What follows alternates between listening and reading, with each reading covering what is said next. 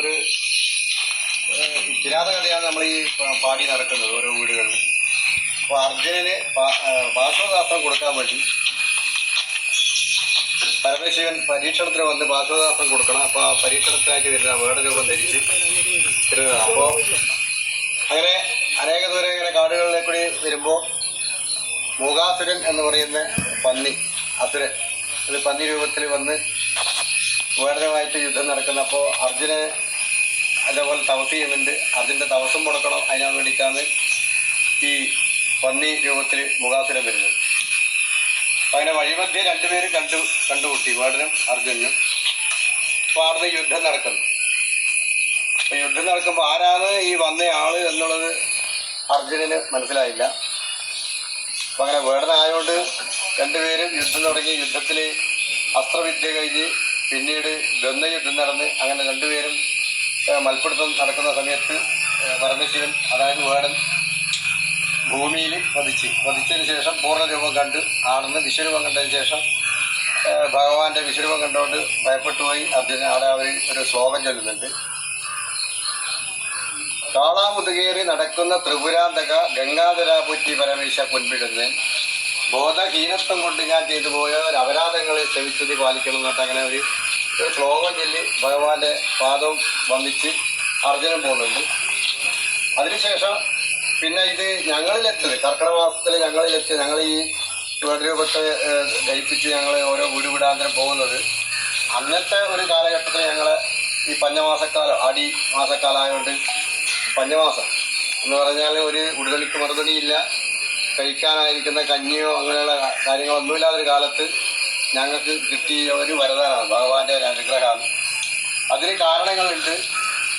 പരമശിവന് കണ്ണേറ് ദോഷം വന്ന സമയത്ത് അങ്ങനെ ഒരുപാട് ആൾക്കാരോട് ചെന്ന് അന്വേഷണം ചെയ്ത് അങ്ങനെ കണ്ണേറ് ദോഷം പറ്റിയിട്ടില്ല. അപ്പോൾ ബ്രഹ്മൻ വിഷ്ണു മഹേന്മാരെല്ലാവരും കൂടി ആലോചിച്ചപ്പോൾ എന്താ ചെയ്യുക, അപ്പോൾ ഒരു പോംവഴി കാണില്ല. അങ്ങനെ ശിവന്റെ സ്വന്തം സൃഷ്ടിയിൽ 2 പുറ്റകം സൃഷ്ടിക്കുന്നുണ്ട്. പുറ്റ് എന്ന് പറഞ്ഞാൽ ഒരു മണിപ്പുറ്റും മണിപ്പുറ്റും അങ്ങനെ 2 പുറ്റകം ഉണ്ടാക്കി അതിൽ നിന്ന് 2 ജീവസം കൊടുത്ത് ഭാരത പെരുമലയും എന്നിട്ട് അങ്ങനെ 2 ഒരു സ്ത്രീയും ഒരു പുരുഷനും സൃഷ്ടി ചെയ്ത് അങ്ങനെ 3 പേരും കൂടി ബ്രഹ്മനും വിഷ്ണു മഹേശ്വരനും കൂടി അങ്ങനെ കൊടുത്ത് ഞങ്ങൾക്ക് തരേണ്ട ഞങ്ങളെ പൂർവ്വന്മാർ ഞങ്ങൾക്ക് തരേണ്ട എല്ലാ വിദ്യകളും എന്ന് പറഞ്ഞാൽ പഠിക്കാനുള്ള അസ്ത്രവിദ്യ മുതൽ കായിക വിദ്യ മുതൽ ഉപനിഷത്ത് വരെ അങ്ങനെയുള്ള കാര്യങ്ങളെല്ലാം ഞങ്ങൾക്ക് തന്ന് അതിനുശേഷം പിന്നെ നമുക്ക് വരദാനം തന്നത് ഈ ആടിമാസക്കാലം പഞ്ചമാസമായിരിക്കുന്ന ഈ കർക്കിടക മാസം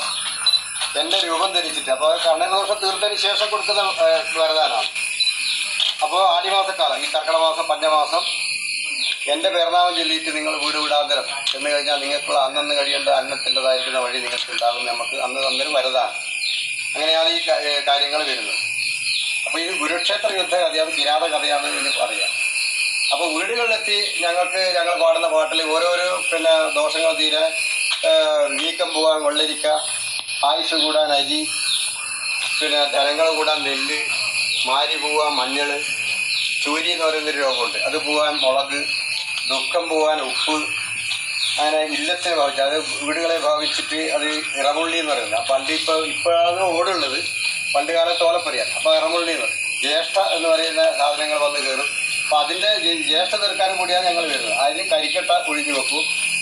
അങ്ങനെ അതിനുശേഷം 2 കുരിശി കൂട്ടി, ചുവന്നതും കറുത്തതും 2 കുരിശി കൂട്ടി ആ വീട്ടിലുള്ള കുട്ടികളും എന്തെല്ലാം അവർക്കുള്ള പ്രയാസങ്ങൾ അതെല്ലാം ഒഴിഞ്ഞിട്ട് തെക്കോട്ടും വടക്കോട്ടും, കറുത്ത കുരിശി തെക്കോട്ടും ചുവന്ന കുരിശി വടക്കോട്ടും ഇങ്ങനെ മറിച്ച് അങ്ങനെ ഈ പ്രയാസങ്ങൾ തീർക്കുന്ന ഒരു കഥയാണ്. അപ്പോൾ ഞങ്ങളെ അച്ഛനച്ചാച്ചന്മാരുള്ള കാലത്ത് ഞങ്ങളിത് കൊണ്ട് നടക്കുന്നുണ്ട്. അത് ഇന്നും ഇപ്പോൾ എൻ്റെ കാലമായി. അപ്പോൾ എൻ്റെ കാലത്ത് ഇപ്പോൾ ഞാൻ നടത്തി വന്ന എൻ്റെ ചെറുമക്കൾക്ക് ഇത് പകർന്നു കൊടുക്കുന്നത് എൻ്റെ ഒരു രൂപമാണ് ഇപ്പോൾ നമ്മൾ കൊണ്ട് നടക്കുന്നത്. ഇത്രയും പറഞ്ഞു.